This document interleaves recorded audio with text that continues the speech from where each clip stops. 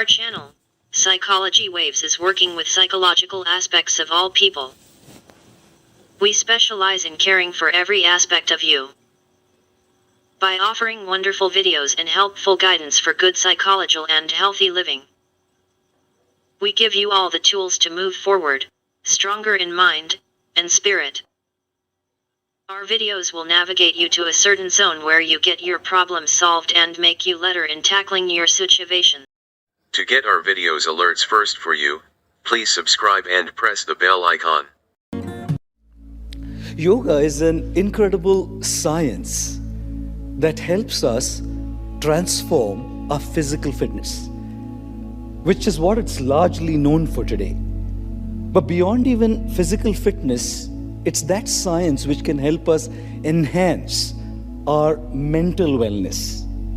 But I think even beyond mental wellness, yoga is a science that facilitates the deepening of our spiritual awakening. But to be honest, more than physical fitness, more than mental wellness, more than a spiritual awakening, yoga is a tradition, a culture, a set of values, a set of beliefs that can truly help us deal with much larger issues in the world than fitness.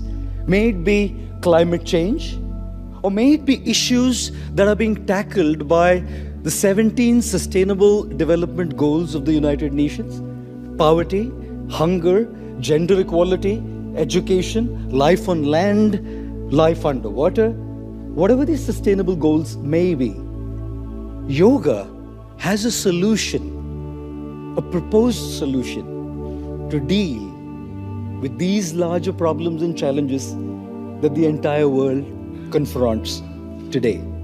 I know that as soon as we hear the word yoga as a solution for global issues, we are skeptical. How can a system of exercise, how can a system of breathing be a solution to global issues and problems? Which is why I very strongly and firmly believe that we have to start thinking about yoga as more than exercise. We have to start thinking about yoga as dimensions which has the tenets to offer us solutions to our global problems.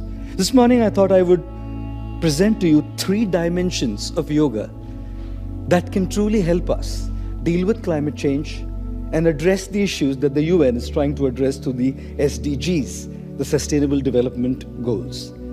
The first dimension is the philosophy of yoga. When we talk about the philosophy of yoga, amongst many other principles, talks about sensitivity. Being extremely sensitive to the needs, the interests, the concerns, the feelings, not simply of human beings, but of trees and plants, of animals and birds, of the air and water bodies, of nature, of Mother Earth, of life at large. The philosophy of yoga teaches us the very fundamental premise that can help us change global problems: sensitivity and empathy. I come from India, and I grew up always listening to my mom telling me, oh, we should go and bathe in the Mother Ganges. I wondered, I had a mother already, my mom. Why bathe in Mother Ganges? I constantly kept hearing my mom refer to the earth as Mother Earth. I said, I already have a mom. So here we have Mother Ganges, and now we have, which is a river, and then I have Mother Earth.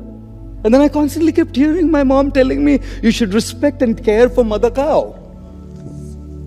I said, God, I think I have too many moms here. Apart from the mother, the biological mother that gave me birth, here's a Mother Earth, here's Mother Ganges, here's Mother Cow. And what's Mother Ganges? A body of water, river. What's Mother Earth? A planet. Imagine a culture of yoga, a tradition of yoga, where you are even taught to deal with inanimate objects like water bodies and just a planet as people, as personalities. Call it myth, call it reality, I don't care. Call it myth or call it a reality. It's not a problem. To get our videos alerts first for you, please subscribe and press the bell icon. Here is an attitude where we are trying to treat even inanimate things as people with dignity, with respect, with honor. And we can well imagine if we can treat inanimate stuff with respect and dignity, what to speak of where there is life. What to speak of trees and plants and birds and animals and polar bears and aquatics, and what to speak of human beings, what to speak of a kid in Somalia, what to speak of someone in Siberia, what to speak of sanitation issues in India. We are talking about a philosophy that teaches sensitivity.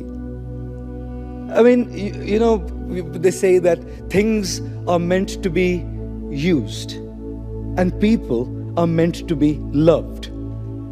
In the world today, things are loved and people are used to get those things. Not just people. Trees are used to get those things. Not just trees. Animals are used to get those things. Not just animals. Water bodies are used to get those things. We live in a world where we are constantly exploiting the resources that nature has provided us simply so that we can have those things for our mass consumerism. And we talk about climate change, don't we? And which is why the philosophy of yoga is a philosophy that influences thought. Don't they say, watch your thoughts, they turn into words. Watch your words, they turn into actions. Watch your actions, they turn into a habit. Watch your habits, they turn into a character. Watch your character, it turns into a destiny. We are at a situation where are we meant to be destined with about 8 billion tons of plastic in the oceans?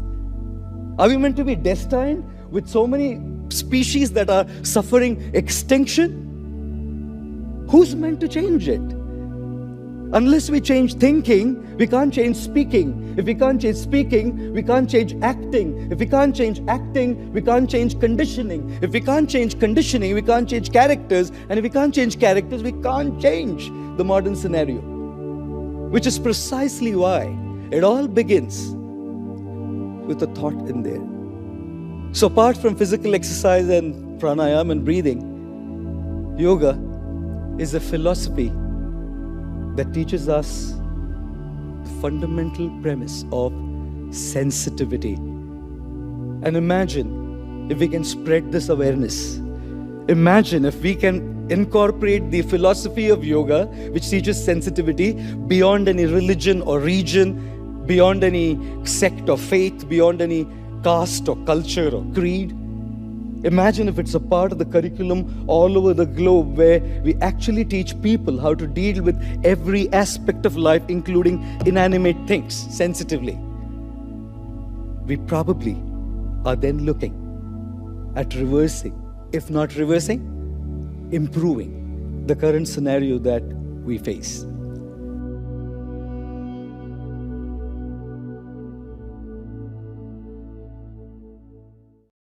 To get our videos alerts first for you, please subscribe and press the bell icon.